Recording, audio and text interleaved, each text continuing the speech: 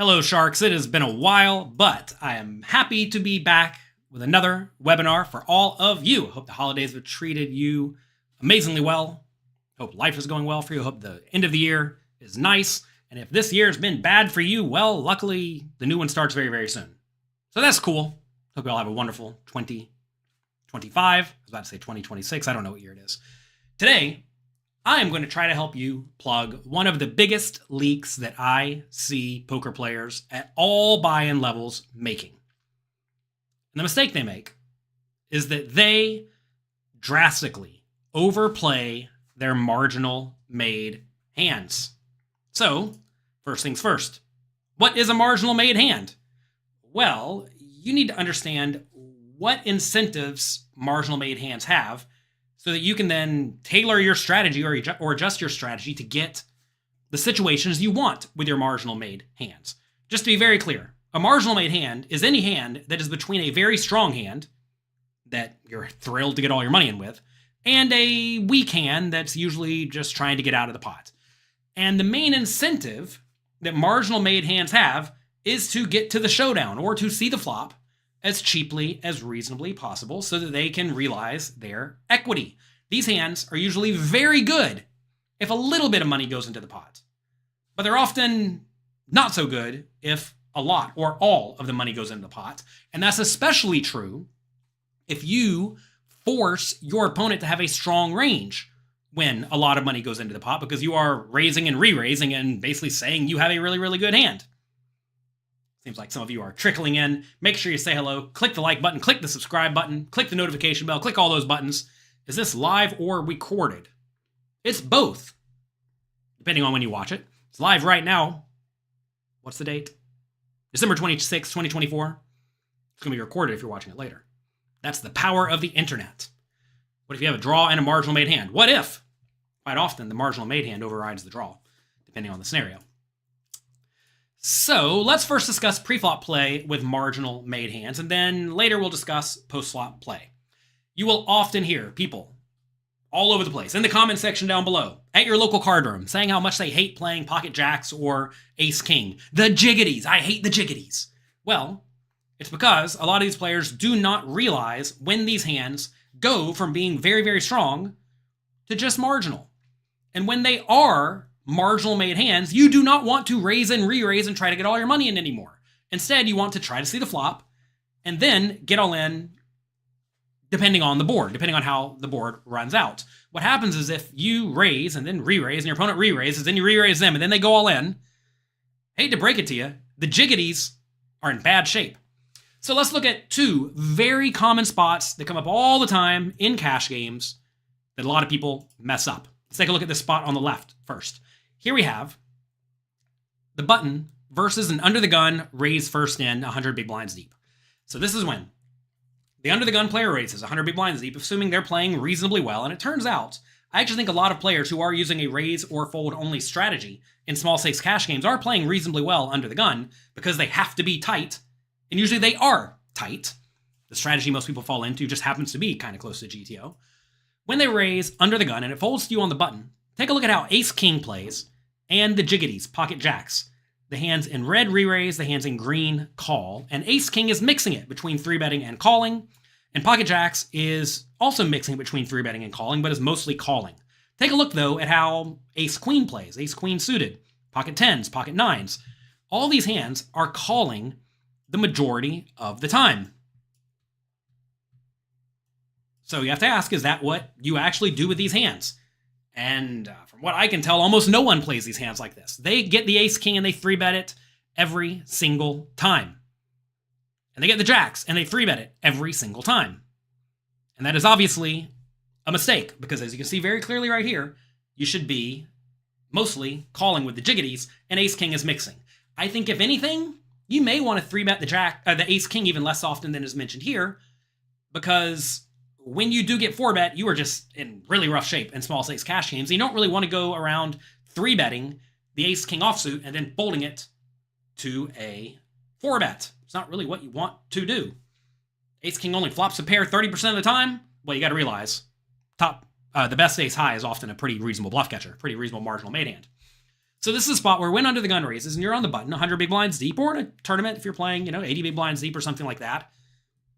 Queens, jacks, 10s, 9s, ace, king offsuit, ace, queen offsuit, ace, queen suited, ace, jack suited, ace, 10 suited, king, queen suited, calls the majority of the time. And if you're not doing that without a good reason to adjust, you are messing up. And if you mess up over and over and over again before the flop, consistently, you're going to have a hard time winning at poker in 2025. Let's take a look at another spot. I actually had this exact spot in a tournament the other day, in a $25,000 buy-in tournament. And you know what? I played it right. Take a look. Here we have a spot where you raise the low jack, and then the big blind 3-bets you to 10 big blinds. You make it something like 2.5. They make it something like 10. What should you do with your ace king? Notice, mostly call. What about your kings and your queens and your jacks? Mostly call, right? Notice 10s and 9s don't even love it. They're folding sometimes. I wouldn't recommend being that tight. I would call every time against almost everyone in position. But notice ace king is not just getting it in every time. Notice kings is calling a lot of the time, and queens calls every single time. Is that what you are doing? I know a lot of you get your queens and your ace king and your jiggities all in this spot virtually every time. You 4-bet, they shove it all in. You say, what can I do? I got to call. And then they show you aces or kings and you lose. And that's a mistake. It's okay to go to the flop. Matthew says, but jacks on the queen XX or king XX, you have a hard time figuring out if you have a marginal hand. Well, if you have an underpair, underpairs on the flop are always marginal hands. It's certainly not the nuts. Hopefully all of you know that pocket jacks on queen 7-3 is not a hand you want to raise them on the flop and re-raise them on the flop and get it all in with. Therefore, it's marginal. It's not garbage. It's marginal. So these are two very common spots that I would bet a large amount of you and everyone in the poker world is messing up consistently because they don't realize that when you raise in these spots and your opponent re-raises, this is a spot where their re-raising range should be very strong, or at least their initial raising range should be very strong in this case, and therefore that forces you to just not apply aggression very often at all, call and go to the flop. You have to get comfortable playing post-flop. So let's discuss post-flop strategy. Too many players are focused on not getting outdrawn. So they put in too much money with their marginal made hands. Weak top pairs, middle pairs, marginal ace highs, pocket pairs that are not higher than the top pair on the board are all marginal. These are hands that are great as long as you are not the one loading tons of money into the pot. So you need to play passive strategies with these types of hands, often looking to pot control and get to the showdown, especially when you should not just be continuation betting with 100% of your range because the board is so good for you. In spots where you must have a checking range, these types of hands are the ones that check a large amount of the time. Are you sure jacks is marginal on the queen 3-2? Yes, they can have a queen. When they have a queen, you're dead. Let's take a look at some examples. Here's a hand where somebody messes up badly. They raise the ace 7 suited. Big blind calls. Queen 8-7. Big blind checks. Should you bet or should you check? What do you think? Type it in. Let's make this interactive. Click the like button. Click the subscribe button. Click the notification bell while you're clicking the buttons down there. Pass up on clicking the don't like button. I think you can go either way here between betting or checking. As your opponent's going to check raise you less often, you should be more inclined to bet. If your opponent's going to check raise you a decent chunk of the time, checking becomes quite reasonable. We continuation bet this time, though, and get raised. Pretty rough spot. Because in this scenario, the opponent could easily have a draw, right? But at the same time, they could also easily just have a queen and we could be dead. As they raise bigger and bigger, we should be more inclined to fold. If we bet 10 and they make it 60, just fold. It's okay. If they minimum raise, always call. Here, this is a spot where it's about as nasty as it could possibly be. To the point that, if you told me the guy's range was very, very value heavy, I would be more inclined to fold. If you told me they have some bluffs, you just kind of have to stick around with the backdoor flush draw. Without the backdoor flush draw, say just had ace 7 offsuit or something, definitely fold. They have a set, easy, well, recognize they don't have only sets to check raise the flop if they're anywhere near competent. They could check raise any 2 pair, of course. They could have queen 8, 8, 7, queen 7, offsuit or suited. They could have draws like 10, 9, maybe even stuff like jack 10. They could have backdoor flush draws. They could have all sorts of stuff, which is why you can't just go around folding in this scenario. That said, this player calls. Turn, 4 spades. Nasty spot for us. They blast it. Certainly an annoying spot. At this point, we again cannot fold. That said, we could have sidestepped this spot altogether by simply not continuation betting the flop. This is a spot where so many people continuation bet the flop just every single time. And that's a mistake. This is the exact type of hand that does not really want to bet the flop. So don't bet the flop. Should you bet all the time in position in order to protect your range? No. Especially on boards that should connect pretty well with the big blind's range, like boards containing middle cards and low cards. Checking it back is perfectly fine. You block a set or a draw. You don't block draws, really. And, I mean, you block one of the sets. Do not put your opponent on one exact hand. That is always a blunder, because your opponent does not have only one hand to check raise you. Anyway, here we're pretty roped into calling. River's a king. They check. What should we do now? What do you think? This is a spot where a lot of people think, well, I can't win if I check, so I'm just going to shove it all in. But that is also a mistake, because at this point, the opponent is going to be getting 3-to-1 pot odds. They need to win 25-ish% of the time. They are definitely going to check with a queen to induce bluffs, and they're definitely going to call with it if they have half of a brain. So, this is a spot where we just have an easy check. Now, you may say that if we check, we always lose, don't we? Not necessarily. The opponent could have had a hand like Jack 9 of spades or 10 9 of spades, which would make a whole lot of sense to give up with. These are hands that you know, they block lots of our busted draws, therefore they don't want to be bluffing the river. So we don't really need to bluff this hand. This is a spot where we just have to check. This player decides to rip it all in instead. Big mistake. They get called. Who'd have thought? 2 pair. They lose. Hey, not pocket eights. Who'd have guessed? Why were we roped into calling? When on the flop? When we bet the flop and get raised, we have to put in 25 to try to win a total of 91. That means we need to realize something like 27% equity in position with a pair and a backdoor flush draw. This is a spot where we probably have 5 pretty clean outs, right? So that gives us 20-ish% equity right off the bat. Plus, we're going to over-realize our equity in position because if the turn's not good for us, we're just going to fold, right? Also, we have the backdoor nut flush draw, which is quite good. That adds maybe 2 or 3% to our actual equity, and it's going to give us some bluffing spots on the river when we just have not a great spot. So this is a spot where you can't really go around folding. Like I said, though, if they made it something like $60 over our $10 bet, we're getting way worse odds than we could fold. If they min raise, we definitely could not fold. On the turn, we have a flush draw.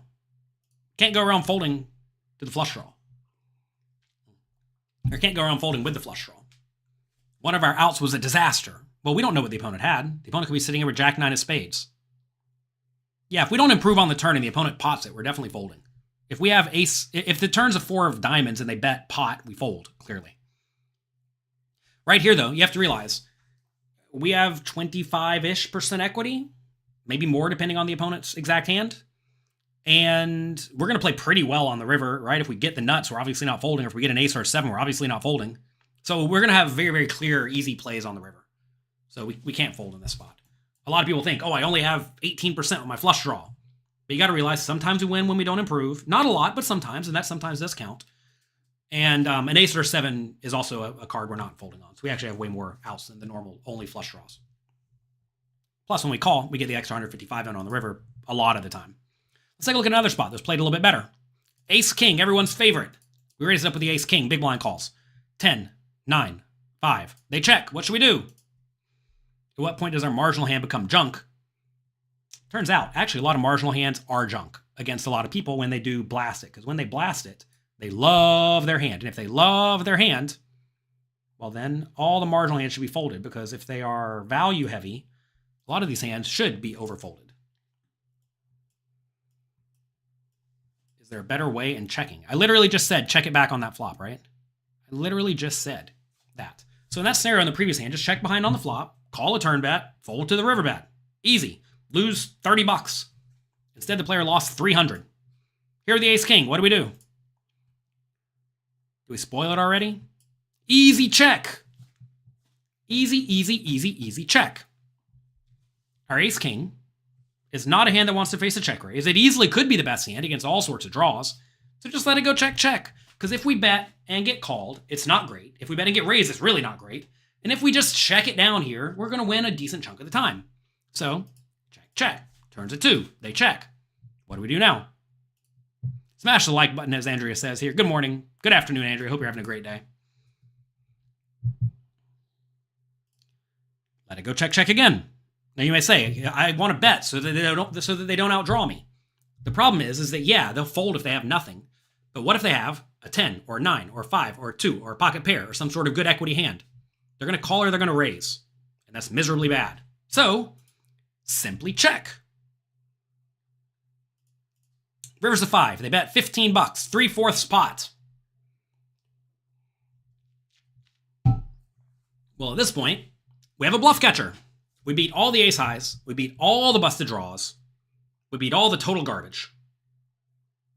This, in my mind, is a trivially easy call against almost everyone. Thank you, Joel, for hitting the like button. I appreciate that. So, assuming the opponent is not super duper weak, tight, and nitty, to the point that they only bet for value on the river, this is just a call. We've done everything in our power at this point to make our hand look as weak as we possibly can. So because our hand looks weak, and the opponent has not really shown any real strength up until now, you just have to call. And yeah, they're going to show you a 10 or a 9 or a 5 or a 2 sometimes. But more often than not, they're going to have some random high cards or some busted draw, and you're going to win. Easy call. 8-7. Not shocking. All right. Let's talk about the number one skill to stop misplaying marginal made hands. It is that you must learn to fold, especially on the river when you are facing a lot of aggression. A lot of people get married to their hand at some point because, well, at some point, those hands were premium. Kind of like pocket jacks, someone said earlier. What about jacks on a queen 2-2 board? Or queen 2-3 board? Isn't jacks pretty good? No, there's a queen on the board. No, it's just not. It's good on the 9-3-2 board, not good on the queen 3-2 board. You must adapt to each betting round and reclassify your hand every single time. If you have a hand worse than top pair, it's pretty definitively marginal to the point that it does not want to bet the flop and the turn and the river. In my mind, an easy way to figure out if your hand is marginal or not on the flop is ask, if I bet and get raised, am I really happy about this? If the answer is no, it's probably a marginal hand. On the river, if you bet and get raised, if you're really happy about it, it's a good hand. If you're not happy about it, it's a marginal hand or junk, right? Also, if you bet and get called on the flop, and you want to ask yourself, can I then bet on the river and get called by worse? Or bet on the turn and get called by worse, and then bet on the river and get called by worse? If you can bet the flop and the turn and the river and expect to get called by a worse hand a decent amount of the time, it's probably a premium hand. If you can't, it's probably a marginal hand. For example, say you have pocket jacks and it comes queen 3-2. Can you bet the flop and the turn and the river and expect to get called by a whole lot of worse stuff?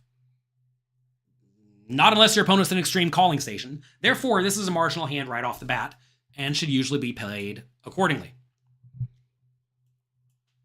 All right, let's take a look at two more examples. We raised it up with the ace-king. By the way, everyone asking about how to play specific hands in specific scenarios, check out our new GTO trainer, peakgto.com. That would be very beneficial for you. Because instead of just guessing or trusting someone to give you the right answer, go and verify it for yourself and study whatever spots you want to study. We raise it up, button calls. Very deep stacked, ace, king, 8. If we bet and get raised at this point, are we happy about this? Yes, obviously yes. Our hand is great. Sure, we lose to the pocket 8s and the aces and kings, but we have the effective nuts now. We are happy to load money into this pot. We bet. Opponent calls. Turns a 10 of spades.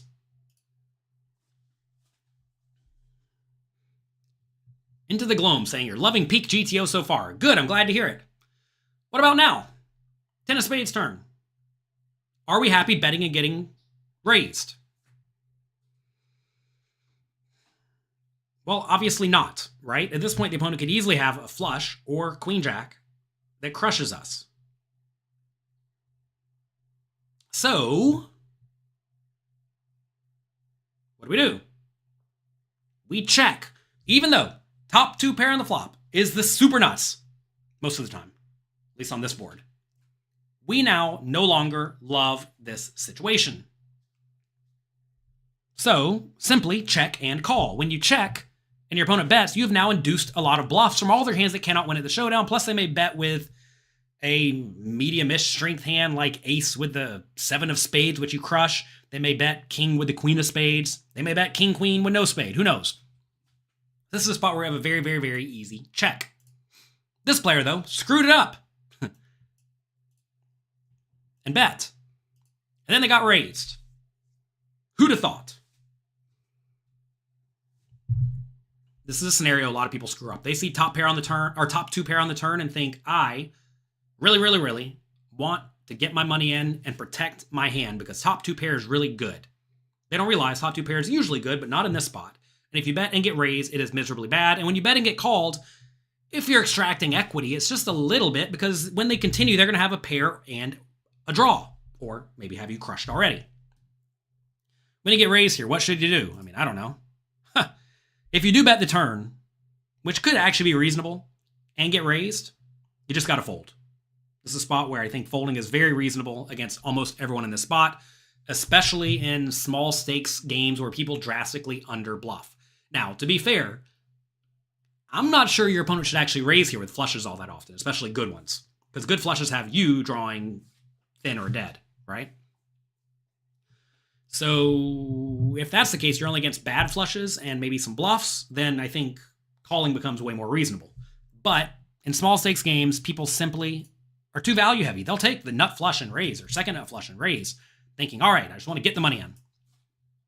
So it's just a fold. This player calls. River's a 5, total brick. They check. Opponent goes all in, a little bit more than pot. What should you do? We literally just spoiled it in the slide before.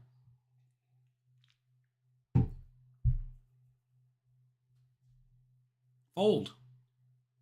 It's an annoying spot. Also, in small stakes games, as a general read or a general player pool tendency, at least as far as I can tell and as far as my students can tell, when people bet more than the size of the pot on the river by a decent amount, they are very value heavy. Now, of course, there'll be some loose, splashy, battly, creative players in your games who may decide to overbluff a lot in situations like this with all sorts of bluffs. But most people in most small stakes games, when they risk more than the size of the pot, and here it's like what, 1.2x or 1.25x, whatever it is, they're going to be value heavy. So what is a value hand on this board? Do we beat any value hands in this situation? I mean, not really. It is. I do want to make it clear, by the way, whenever you have a hand like this, you do want to consider, do I actually beat any value hands? Do you think your opponent is the type of player who's going to overvalue ace 10 or 10-8 or king 10?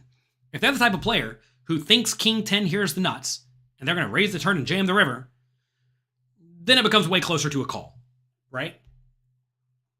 But that's not going to be the case for most people. They are literally going to show you a flush here, and that's about it. They may raise the turn with a king 10 because they don't want to get outdrawn, which is not a good play, but it is what some people will do. But then whenever you call and then you check the river, they're not going to bet. They're just going to check it back. So anyway, this is just the fold. This player decided to pay him off, though, and lost far more than necessary. By the way, if we did just check the turn and they bet 30 or 40 or 50, we're going to call. We're going to lose some money in this hand. I want to make it clear. We're not trying to make some super big hero fold in this exact spot. We're trying to just keep the pot minimal. Because when we bet and get raised, their range gets really strong. But if we check, we keep their range as wide as we possibly can. And ace-king's actually okay against that. We can check and call a $30 or $40 bet, then check and call a $100 bet. And yeah, we're going to lose $150 or $140 from this point, but we're not going to lose all $450. Do not get married to your hand. So that is it. You have to learn to stop misplaying your marginal made hands. You have to learn to classify them correctly, pre-flop and post-flop, and adapt. You have to not overplay them pre-flop and stack off too lightly, especially with the hands like the jiggities. Post-flop, you have to learn when to play passively, which is quite often whenever you're not happy to bet all three streets for value or bet and get raised.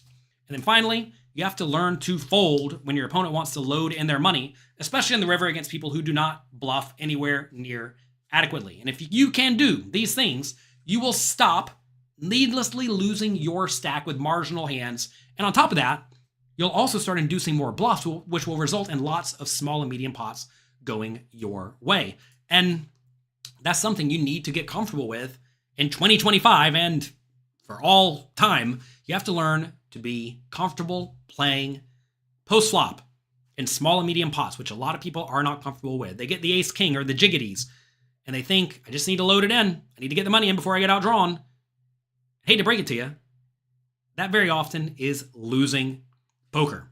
If you want to study poker, right now we're having the holiday sale at pokercoaching.com. Check it out at pokercoaching.com/holiday. If you want to go right to the page, we actually have 8 more fast action bonuses left. We had 28 private coaching sessions with our coaches. A lot of these players here, plus a few more, we were giving away to people who signed up for the holiday sale. We have 8 remaining. The next 8 people who sign up will be getting a private coaching session with Matt Affleck. Matt Affleck's been on a bit of a heater recently. Final table at Tournament at the Bally's. He final tabled the Resorts World main event. He has been crushing it.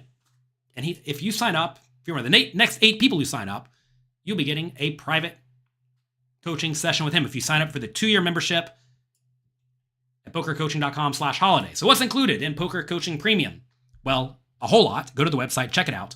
But we actually just released our brand new course, Tournament Domination, Insight from the Pros. I loved being a part of this course. I actually learned a ton from this course. And I'll highlight a little bit. Shannon Shore went through every single hand, not just that he played, but that anyone played that was interesting, tricky, significant at the final table of his recent $3,500 buy-in MGM main event. I think he took second place in it. And he actually made a decent amount of mistakes. And to be fair, a lot of those mistakes I would have made. It's hard to know how to play with big payout implications. And Shannon went through all sorts of spots using both logic and the GTO solver adjusted for the payout implications to study those situations. Chris Brewer did something kind of similar where he went through his recent $25,000 buy-in win online. He actually took second place, but the player who quote-unquote won it was disqualified for real-time assistancing. So Chris Brewer got the win and a whole bunch of money. Aram Zobian, super crusher. He's been doing awesome recently. He goes through his biggest live exploits, which I think are super, super interesting. I learned a lot. And it didn't work out for me in the Bahamas because I lost every all-in, but I chipped up quite nicely in a few spots, making bluffs I would have not naturally made. There's actually a hand that I played in the $25,000 buy-in main event on the stream. We're on the river. 3 ways. Someone bet, and I raise on a 4 flush board with nothing. That's a spot I probably would not have taken in the past. But from studying Aram's content, I thought the guy was a little weak. I thought the player yet to act would be sandwiched between us. I thought he was going to have to fold a ton. So I put in the raise. They both mucked their hands, and I scooped a nice pot on the stream in a $25,000 buy-in tournament.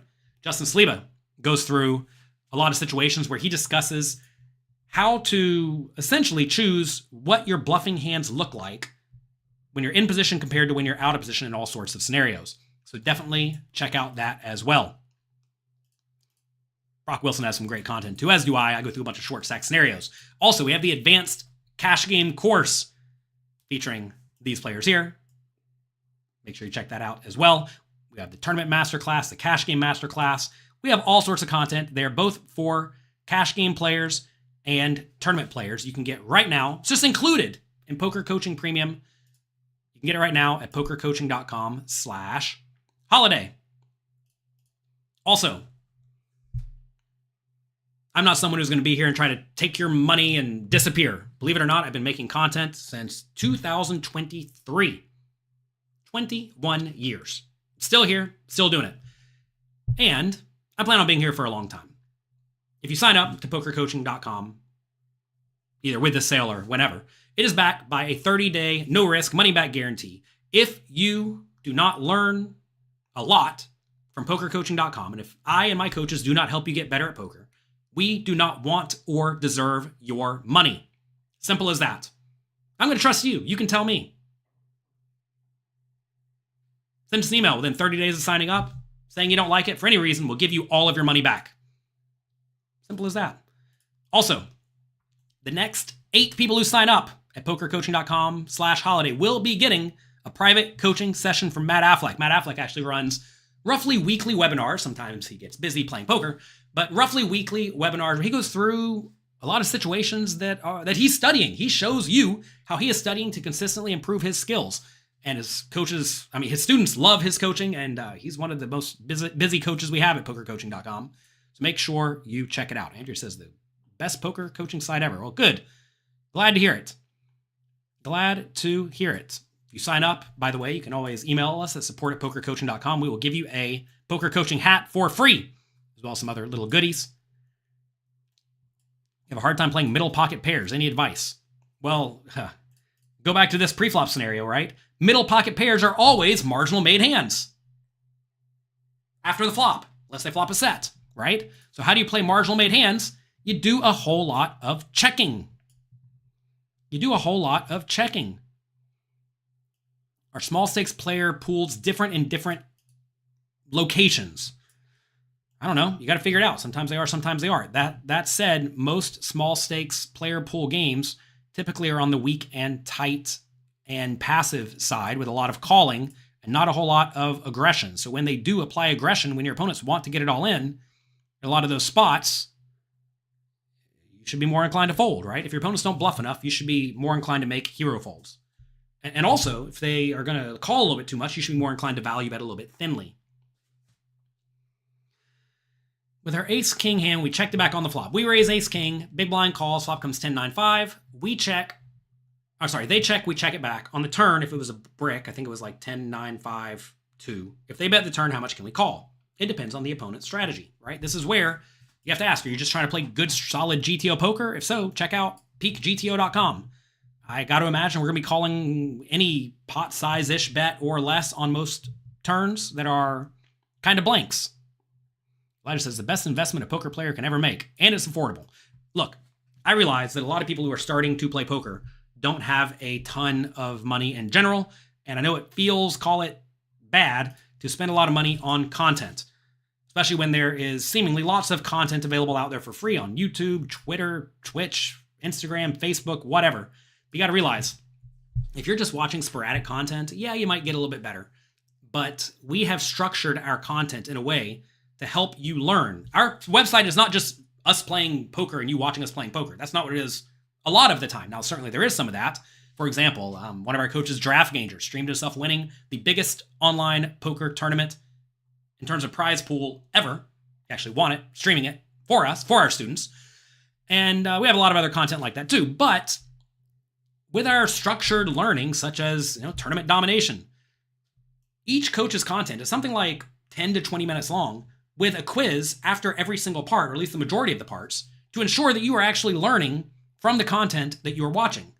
And it's not just simply, here, watch us play some poker hands. That type of content is, I'm not going to say proven to not help you get better quickly, but at least in my opinion, structured learning where you learn a little bit, and then you quiz yourself, and then you learn a little bit more, and you quiz yourself again, and the content builds on top of each other to the point that you eventually know how to play a good, strong, robust strategy, is how you go about actually improving your skills quickly.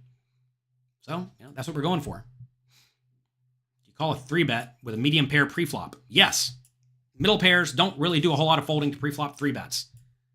How to choose which interactive quizzes you should play on pokercoaching.com. We have over 1,000 interactive hand quizzes where essentially I put you in a spot and I ask you how to play every single betting round, and then we give you feedback, either me or the coaches, on every single betting round.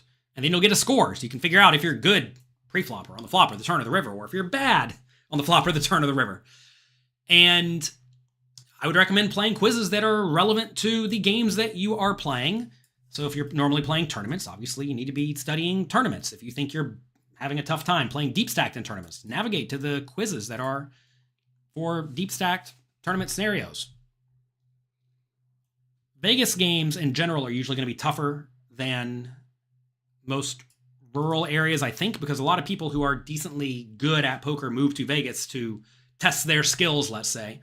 And that results in the games in general being a little bit more like grinder heavy. I'm not going to say necessarily tougher. They're just different.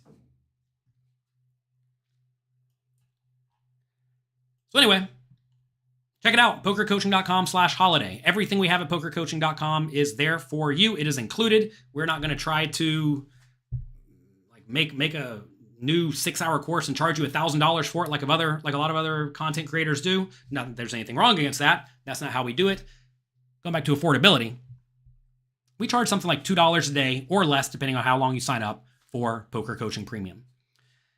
And look, if you're not willing to spend $2 per day on structured learning that you can sit down, study in your spare time, and improve your poker skills substantially, I don't know if you're going to make it. Hate to break it to you. You have to study poker, at least some, if you want to succeed in 2025, and probably at any point in the future, in all games except for the smallest stakes games against the worst players in the world. The days of just being able to look at your opponent and make a read and crush them are long gone. And online, the games are tough. In general, at all stakes. If you are not studying, if you are not improving, you're going to have a tough time winning unless you get super duper lucky. And I would not bet on getting super duper lucky. I'd rather just study and get better than my opponents. To win at poker, you really only have to do 3 things. Number 1, you have to find a game you can beat. So how do you find a game you can beat? You find a game you can beat by either finding really, really bad players to play against. That is one option. Or get better than almost everyone else to the point that no matter who you play with, you have a bit of an edge or maybe a big edge. Ideally, you do both. That's how you get a gigantic win rate. So you have to do that first. You either got to find bad players or you have to study and get good. Then you have to play the game a lot. You actually have to put your butt in the chair and play. If you're only playing poker 4 hours a week, you're going to experience what feels like a whole lot of variance, and you're going to have big swings, at least in terms of time. Time is the wrong metric. Number of hands played is the accurate or the correct metric you should be caring about. But you actually have to play a decent amount of the time. And then finally, you have to keep a proper bankroll. A lot of people who play poker play way too big. They're trying to get rich quick. And me and, as far as I know, all these players here, I've known them all a long time, they never really approached poker with the I want to get rich quick mentality. They approached it with the I am happy to take my time and get rich slowly. Poker is an amazing way to get rich slowly. Not such a great way to get rich quickly. Sure, you will see some players who get rich quickly. At the tournament I just played in the Bahamas, a $25,000 buy-in tournament, a lot of players got into that tournament for close to $0. That said, for every person that got in for close to $0, there's another 10,000 people out there who didn't. One winner, 9,999 losers. That's tough. Instead, if these players spent their time studying and getting better, and then playing small stakes games where they have an edge, and they put in time and volume, and they grinded it out, they would slowly increase their bankroll. I started with $50, by the way. I put in $50, never had to redeposit, never lost my $50 by studying a lot before I played and then playing tiny stakes.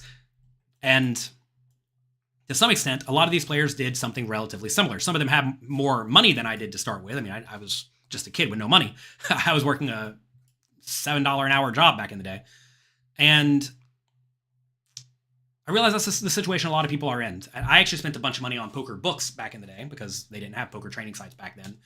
But if you told me I could study from the best players in the world in a structured way for $2 a day, I would have signed up immediately.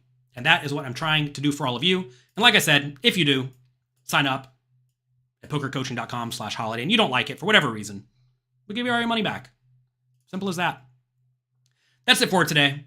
Good luck in your games. Have fun. I hope you make the most of the holiday season. Hope 2025 treats you amazingly well. I will be out in Las Vegas starting in early January playing the Poker Go series. They have a few $10,000 buy-in tournaments. I think 6 of them back to back.